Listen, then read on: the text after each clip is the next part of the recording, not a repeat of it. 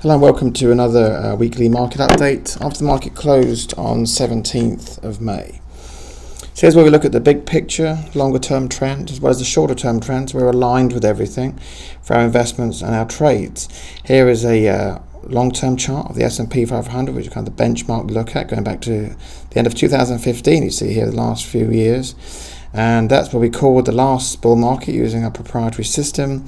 Said to get out here, went to cash, here, and market bounced off of the cliff edge here and has been got above its key moving average here, which is that blue line here, smoothing out all this weekly up and down action. And over the last couple, I've been commentating on this rise here, and over the last couple of weeks, we see this couple of bumps down, which have had their moments that have certainly set off the mainstream press. But we're not, when we look at the big picture like this, we're not seeing anything other than a healthy correction. As you can see here, here's the 40-week moving average, and it always tends to revert back to the average. It gets ahead of itself and then just to calm down a bit, and then hopefully gets back on its way.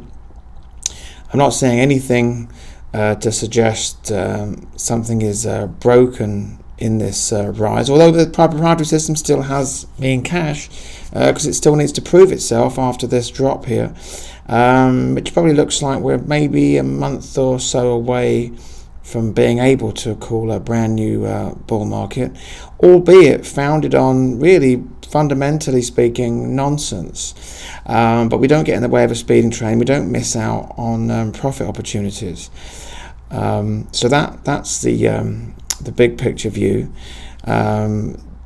You can see the moving average here just starting to it's been rising. We'll be able to argue in a month's time. It's been rising for about 6 months here. This little kink's been put in it here.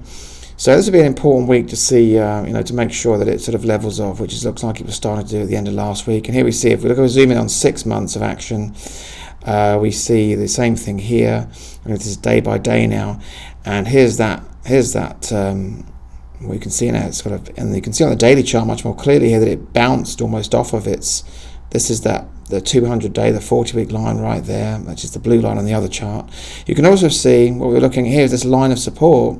You can see there's a line of support here which shows this as being a healthy bounce. You can see it got above it, back over it, got above that line of resistance here, get above it, bounce back off of it, and then rise and then bounce off of it again. So that's a healthy situation that has because of its dramatic down days, which has been a characteristic of this market. It's just been one of those markets since 2016 when we called that bull market that just chugs along merrily, and out of the blue you'll have these violent drops.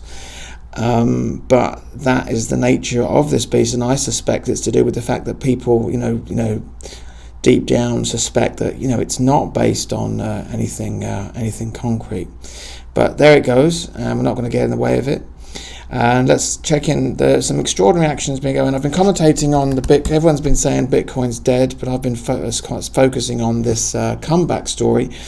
And there it is on the big picture. There's that grinding drop. Here's where everyone's got excited. Everyone was buying in. As usual, everyone buys in at the top because everyone wants a consensus opinion.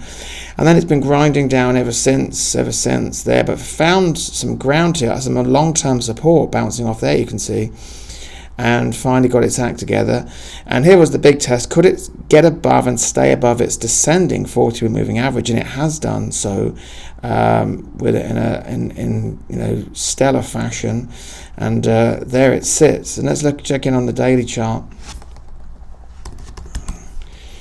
And here we see the dramatic action here, pushing above. See these grey bars here, that means heavy volume. There's a lot of buying behind it, but there's also a lot of nervousness here. That's where we see a lot of volatility around this zone right here. But that's what needs to happen. And in fact, we've just got here the first indication of a golden cross here. The 50-week average closes over the 200-day, which is a longer term bullish signal. But that's not going to be. I won't be surprised at all to see some further pullback and consolidation, which would only be healthy. So looking like so far, Bitcoin is back. That's the big story there. So that's all for this week, and I will speak to you next time.